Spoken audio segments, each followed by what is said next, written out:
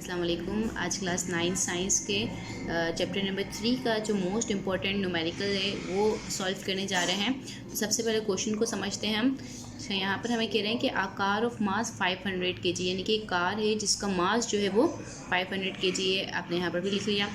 Moving in a circular track, यानी कि एक सर्कुलर ट्रैक के अंदर कार जो है वो मूव कर रही है of radius 20 metre. For example एक ये सर्कुलर ट्रैक है, ठीक है, जिस पे गाड़ी चल रही है, ठीक है। तो यहाँ से लेके सेंटर पॉइंट से लेके बाउंड्री तक का डिस्टेंस रेडियस कहलाता है। मैंने अपनी प्रीवियस वीडियोस में भी इसको बताया था, ठीक है।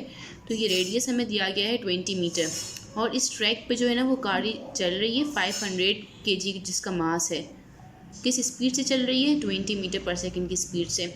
हमें बताना है कि उसमें सेंट्रीपिटल फोर्स कितनी लग रही है। तो जो डेटा में चीज़ें थी वो आपने लिख ली। मास गिवन था, रेडियस गिवन था और वेलोसिटी। सबसे पहले सबके यूनिट्स चेक किए। मास केजी में ही होता है, रेडियस मीटर में ही होता है, वेलोसिटी मीटर पर सेकंड में ही होता है, ठीक है। हमें किसी चेंज नहीं करना है। अगर कोई नहीं हुआ तो हम इसको सही करेंगे, ठीक है।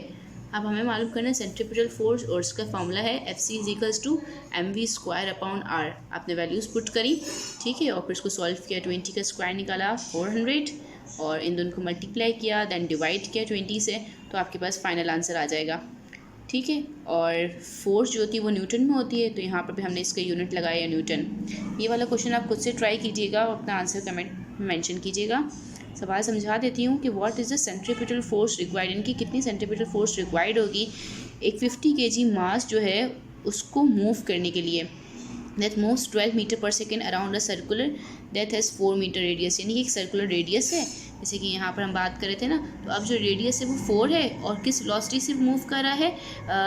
12 मीटर पर सेकेंड की वेलोसिटी से, और उसका मास कितना है? 50 kg। तो इसमें सेंट्रीपिटल फोर्स कितनी रिक्वायर्ड होगी?